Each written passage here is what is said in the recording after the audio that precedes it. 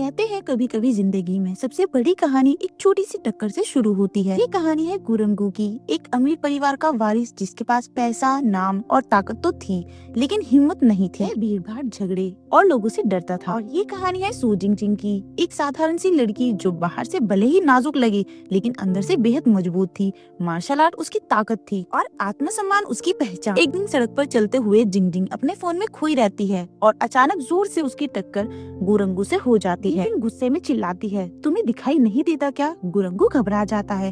वह माफी मांगने की कोशिश करता है लेकिन तभी उसके कपड़े फट जाते हैं। अब जिंगजिंग और नाराज हो जाती है। आसपास लोग इकट्ठा हो जाते हैं। गुरंगू किसी भी झगड़े से डरता है इसलिए चुपचाप वहाँ से चला जाता है। यहीं से इन दोनों की अजीब कहानी की शुरुआत होती है।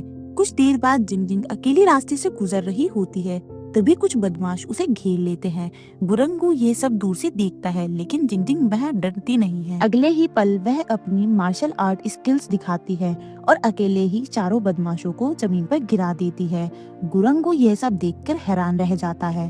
पहली बार उसे एहसास होता है कि जिसे वह एक आम लड़की समझ रहा था वह असल में काफी खास है। लड़ाई के बाद जिंगजिंग अचानक खून देखकर बेहोश हो जाती है।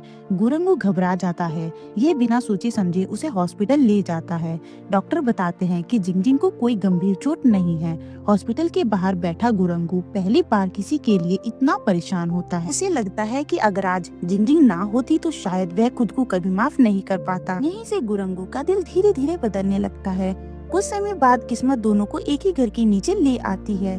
गुरंगू किराएदार बनकर जिंगजिंग के घर रहने आ जाता है। अब शुरू होती है सबसे मजेदार लड़ाई। टूथपेस्ट को लेकर ये झगड़ा, किराया समय पर ना देने की बहस और छोटी छोटी बातों पर टकराकर, लेकिन हर लड़ाई के बाद दोनों और करीब आते जाते हैं। जहाँ पहले नफरत थी वहाँ अब आदत बढ़ने लगती है। एक दिन जिंगजिंग एटीएम जाती है और गलती से गुरंगू का अकाउंट बैलेंस देख लेती है। स्क्रीन पर करोड़ों की रकम देखकर वह चौंक जाती है। उसे समझ में आ जाता है कि गुरंगू कोई आम लड़का नहीं बल्कि गू ग्रुप का इकलौता वारिस है। जिंगजिंग को लगता है कि गुरंगू ने उसे झूठ बोला। दोनों के बीच भरोसे की दीवार हिल जाती है। इसी दौरान एक आर्ट एग्जीबिशन में जिंगजिंग से एक महंगी मूर्ति टूट जाती है। मालिक गुस्से में करोड़ों की मांग करता है। गुरंगू बिना सोचे पूरा पैसा दे देता है। जिंगजिंग शर्मिंदा हो जाती है और वह कहती है कि मैं आपके पैसे लौटा दूंगी, मैं आपके बॉडीगार्ड बनूंगी। यहीं से उनका रिश्ता एक नया रूप में बदल जाता है। अब जिंगजिंग गुरंगू के बॉडीगार्ड होती है और गुरंगू धीरे धीरे डर से बाहर निकलने लगता है। कहानी में सब कुछ इतना आसान नहीं होता। गुरंगू के दादाजी इस रिश्ते के खिलाफ खड़े हो जाते हैं। उनके लिए जिंगजिंग एक सिर्फ साधारण सी लड़की होती है जो उनके खानदान के लायक नहीं है।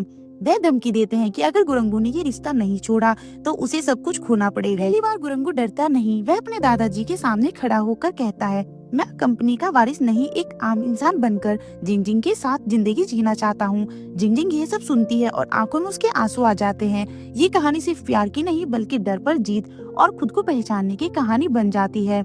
क्या प्यार पैसे और ताकत से जीत पाएगा या फिर ये रिश्ता यहीं टूट जाएगा? ये कहानी यहीं खत्म नहीं होती बल्कि यहीं से असल शुरुआत होती है। अगर आपको ये कहानी पसंद आ रही है तो आगे की पूरी कहानी देखने के लिए अभी चैनल को सब्सक्राइब करें और बेल आइकन को जरूर दबाएं ताकि अगला एपिसोड आपसे मिस ना हो, क्योंकि अगले एपिसोड में कहानी और भी ज्यादा रोमांचक होने वाली है। तो मिलते हैं नेक्स्ट एपिसोड में, तब तक के लिए गुड बाय।